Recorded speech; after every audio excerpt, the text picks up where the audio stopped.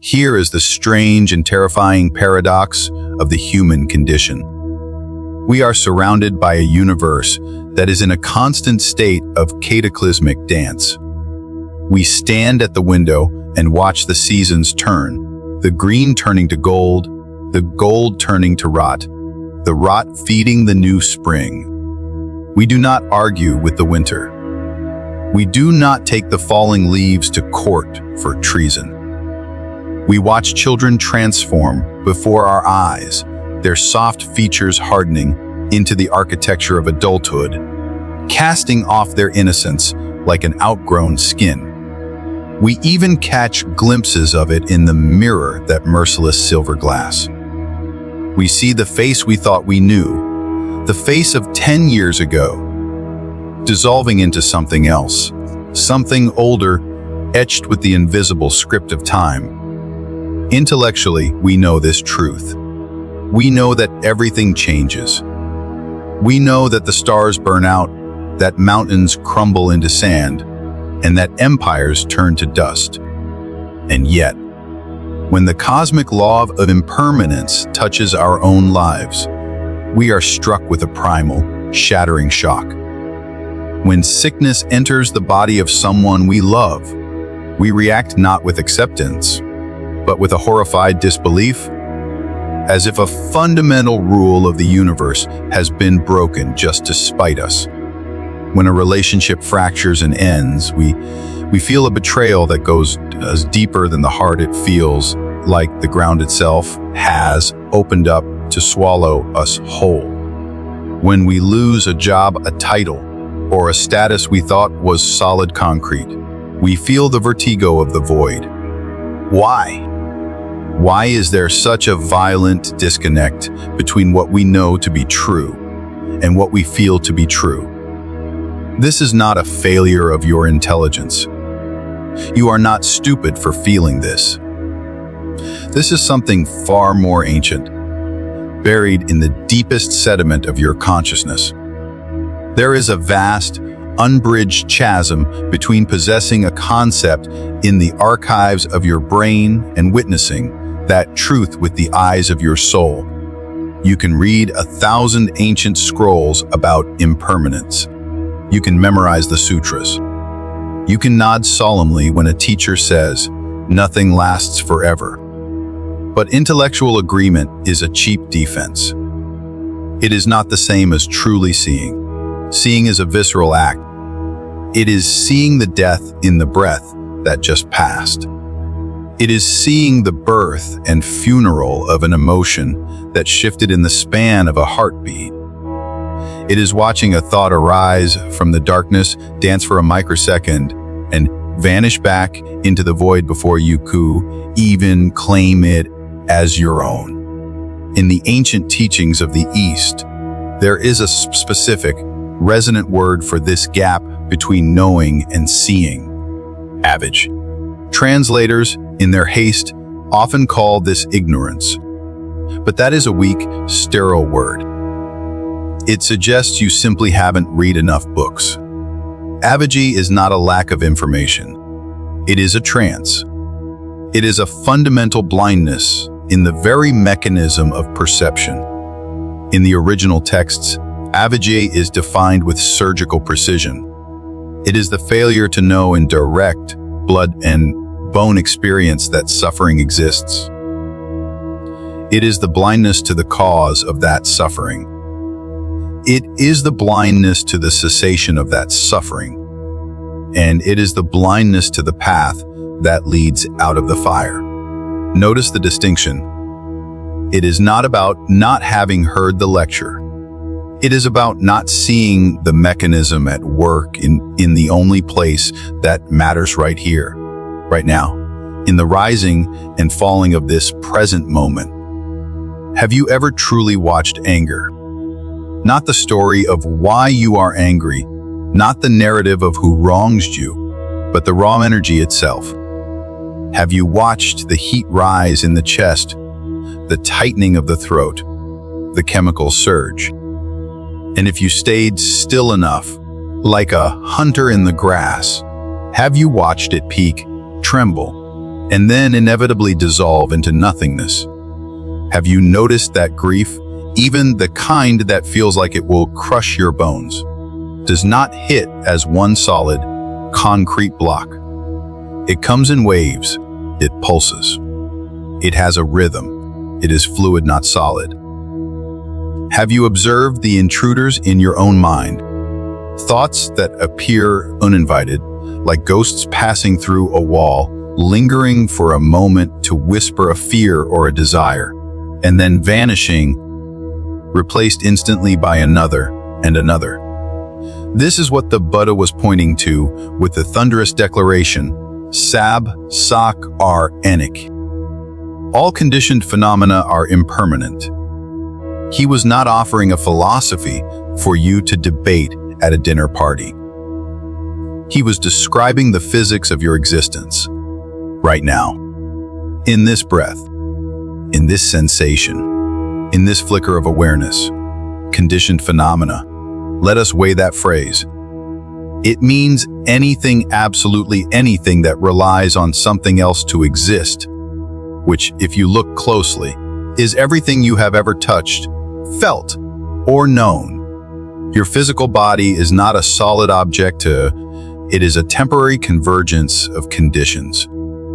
It exists because of food, water, air, and the genetic codes spiraling down through millennia of ancestors who survived just long enough to pass the torch. Your current mood is a house of cards built on conditions: what you ate for breakfast, how well you slept, the tone of voice someone used with you this morning. Even the sense of you, the entity sitting there listening, glued to my voice, is a phantom that arises from conditions. And the law is absolute. Anything that is born from conditions must change when those conditions change. This is not pessimism. This is not a dark view of the world. It is simply accuracy. It is the high-definition reality of what is actually happening. And strangely, paradoxically, when we stop fighting this truth, when we start to see it, really see it, the tectonic plates of our psychology begin to shift. The Buddha did not just diagnose the illness, he offered a cure. He pointed to a way of seeing that cuts through the Avijjā. He offered a path, not a vague promise of good vibes, but a rigorous architectural structure for the liberation of the mind. There is suffering. There is a cause. There is an end. There is a way. 4 truths, not 10,000 complexities. 4 things to see. So the question is not whether you have memorized the concept of impermanence. The question is, have you looked? Have you turned the searchlight of your attention inward toward the rising and passing storms within your own skin? Have you witnessed it not as a concept, but as a living, breathing, dying reality? Because that is the precise coordinate where knowing stops and seeing begins. We have established a crucial baseline. We know things change, yet we are blind to it in the moment. This gap, this Avijjā, creates a vacuum. And in that vacuum, a poisonous weed takes root. Clinging. But we must look closer at this clinging. When we cling to a person, a job, a memory, or a dream, we think we are holding onto the object itself. We are not. We are holding on to something far more intimate and far more dangerous. We are clinging to what that object provides for our ego. We are clinging to a feeling. We are clinging to a sense of identity. We are clinging to a story we have written about who we are. Dissect the autopsy of a breakup. Yes, there is grief for the absence of the other person. But look underneath the grief. Look at the foundation. There is the terrifying loss of who you were in their presence.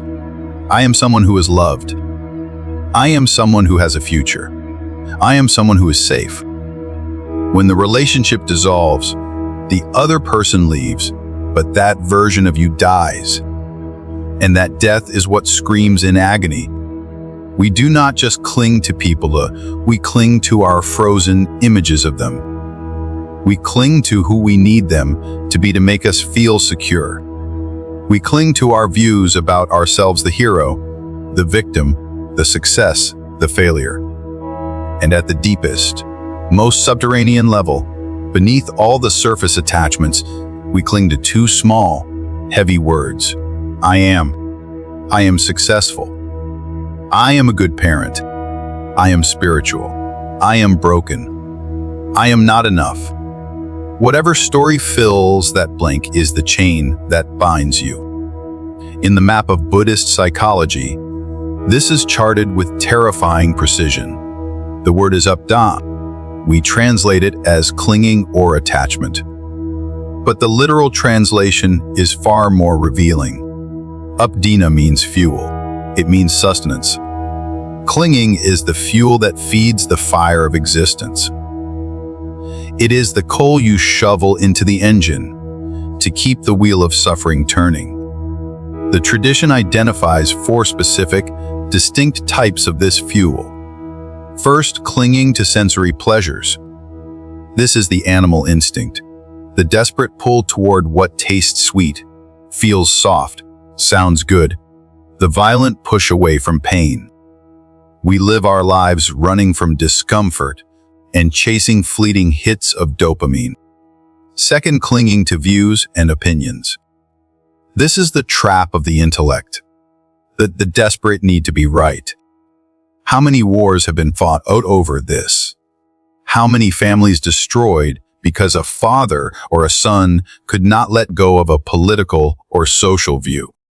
We treat our opinions as if they are our limbs. To cut them off feels like amputation. Third, clinging to rituals and practices. Even spirituality can become a cage.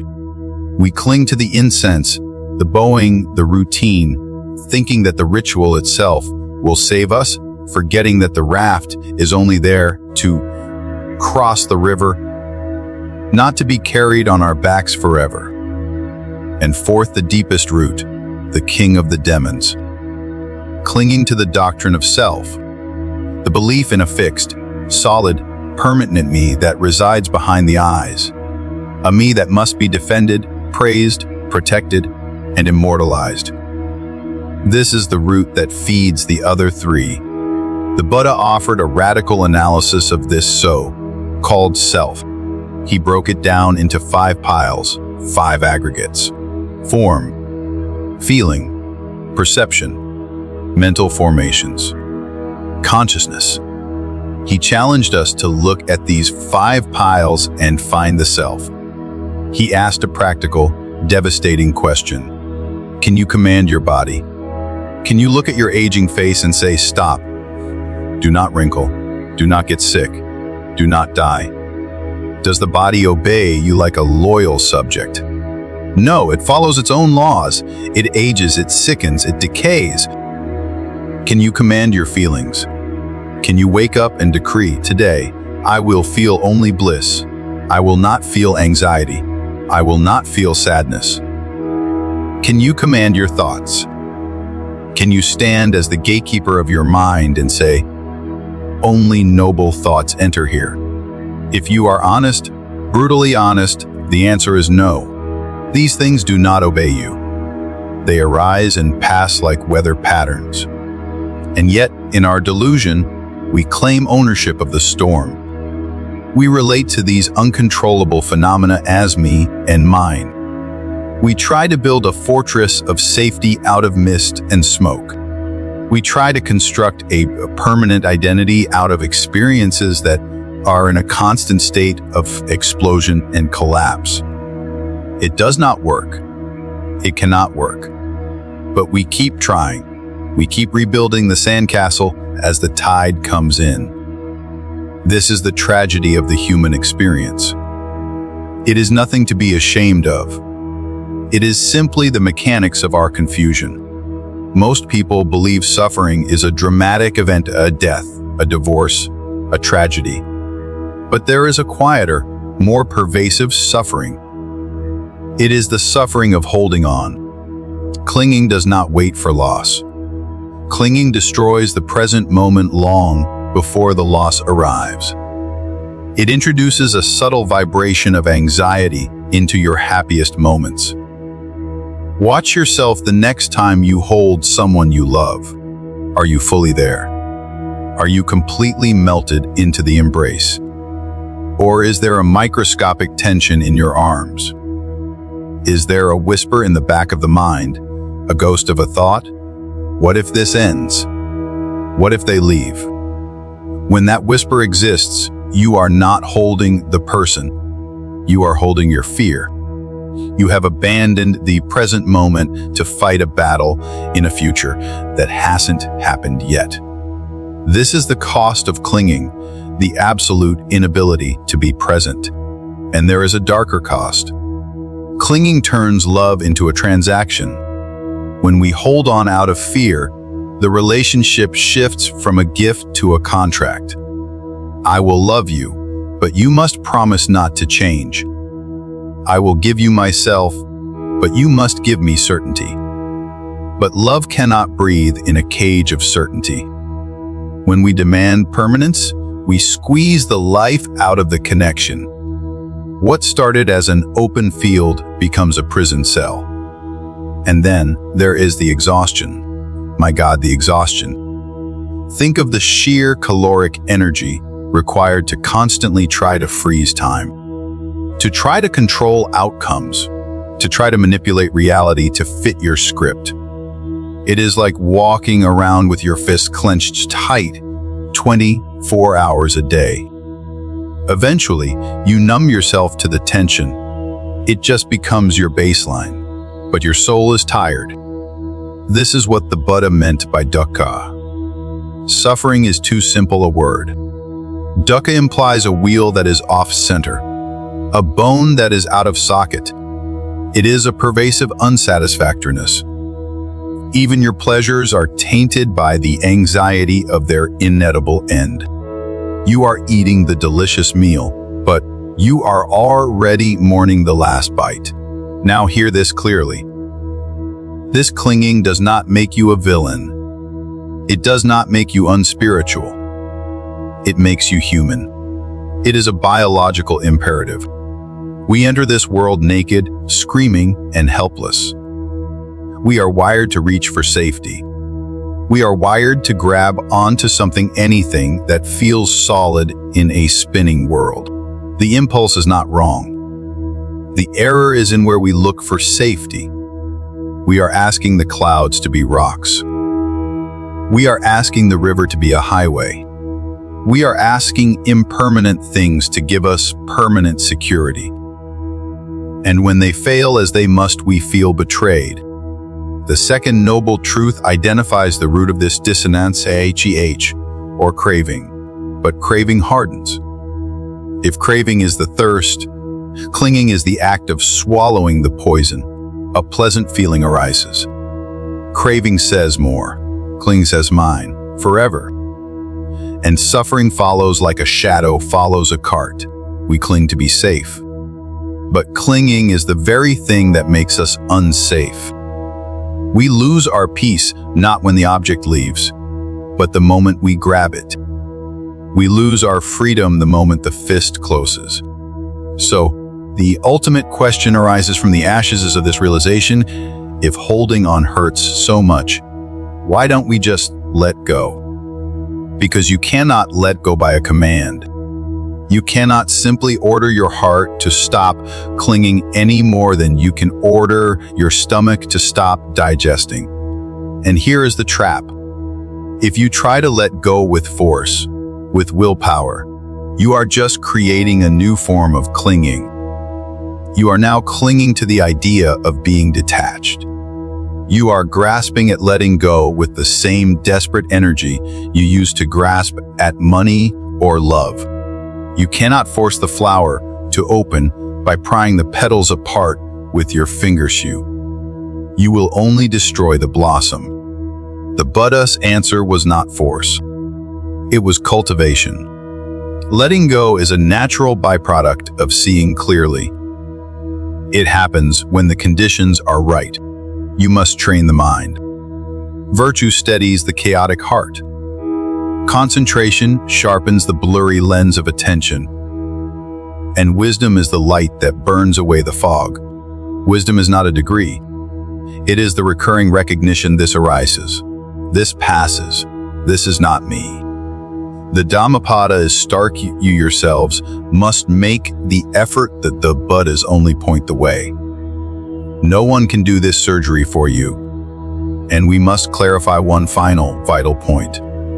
Letting go is not indifference. This is the most dangerous misconception. Indifference is a defense mechanism. It is a callousness of the heart. I don't care, so you can't hurt me. That is not freedom. That is numbness. That is death while still alive. True letting go is the opposite.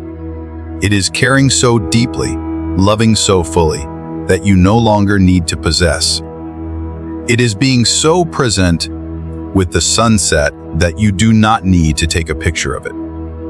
It is loving someone so much that you allow them the freedom to change, to grow, even to leave. It is love without the hidden contract. So how do we practice this? We start with Satapa Ajna, the foundations of mindfulness. We stay with the experience, ardently, clearly. When the fist tightens in your chest, fear, craving, jealousy, do not judge it. Do not push it away. Simply recognize it. Clinging is here.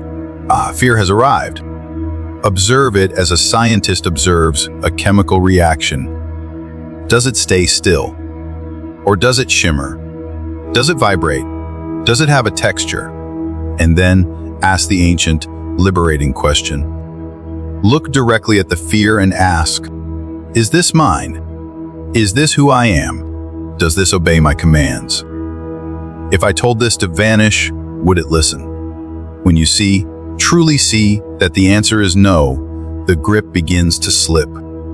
You realize you are holding on to smoke. You do not need to pry your fingers open. The hand opens by itself. Because the mind finally understands that there is nothing there to hold. This is where the 3 marks of existence transform from philosophy into freedom. Impermanence, unsatisfactoriness, not self. When you see these 3 marks in every moment, clinging begins to look absurd. It looks like trying to hold back the ocean with a spoon. You may still reach out of habit. We are creatures of habit. But the reach has lost its power. You notice the fear arise, and you notice the fear pass. And in that space between the rising and the passing, you find the sanctuary you have been looking for all along. Everything changes. You have always known this. But now, perhaps, you can welcome it. Not as a tragedy to be endured, but as the very mechanism of your liberation. When the fist opens, the hand is empty. But an empty hand can receive the world. When you stop trying to freeze the moment, you finally get to live in it.